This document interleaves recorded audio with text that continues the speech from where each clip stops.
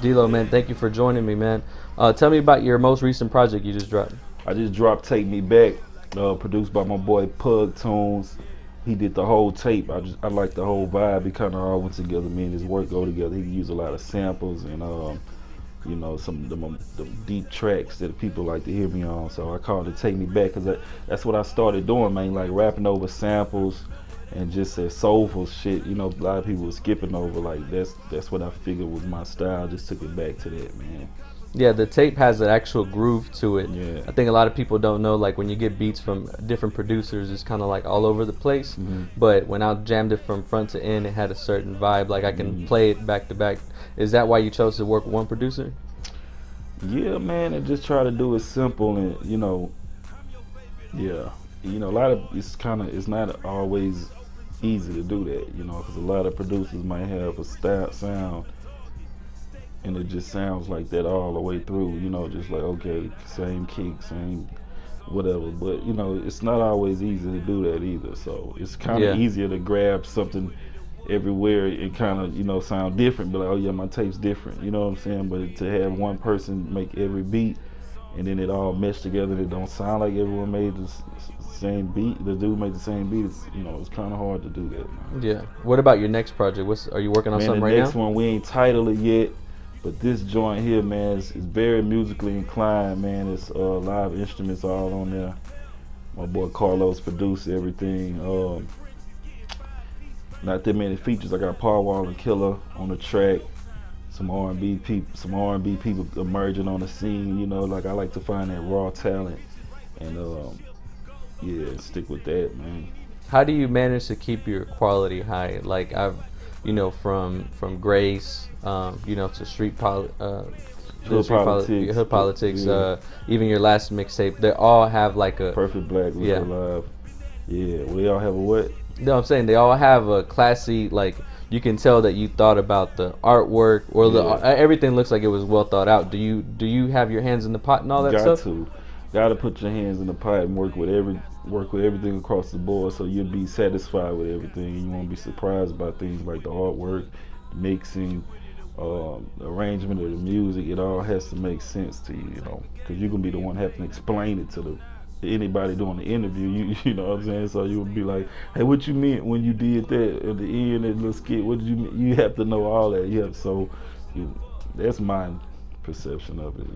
What's your like top 3 jams that you say that you just love to perform, that when you hear right now, like you can still jam them? My songs? Yeah.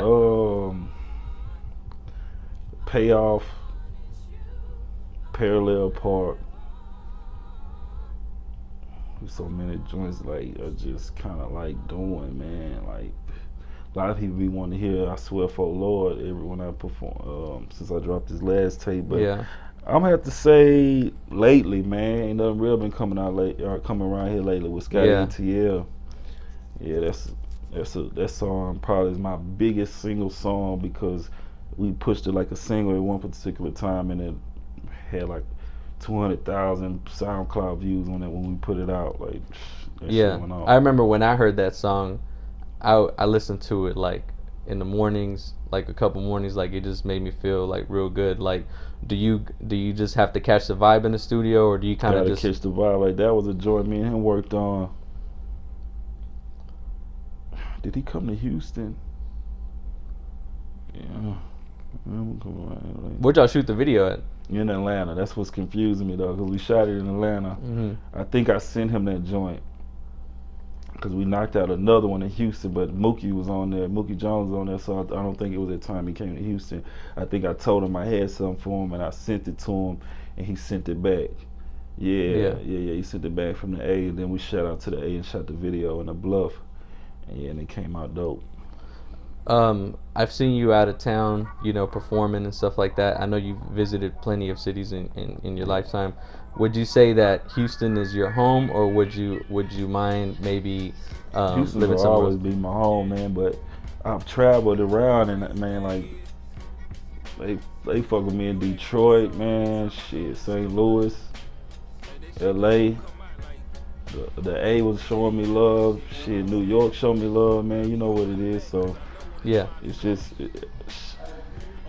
I work. I think, man, my shit was relatable across the board, man. You know, from coast to coast. Yeah. Yeah. Real quick before we get out of here, man, can you give them your email address where they can hit you up? Yeah, and man. They buy can hit some me stuff? up at Delorean D. They can hit me up on my emails, Delo MDR, DELOMDR at gmail.com. That's also my Instagram, which I work more DELOMDR. That's my Instagram. Log in to whatever. Can they just hit you up on there if they want to buy They some? can hit me up on there for anything. Hit me up on there for anything. Twitter, I am Delorean. Yeah, man. Shit. All right, man. Well, thank you so much, man. All right, man. Appreciate you. It's all good, I see all them subliminals. You know yourself, I'm nowhere near my pinnacle. Though I don't mention you in them interviews, I'm so into you. We at Roots, but damn, I want your dinner food. I'm shook like feds up in my living room.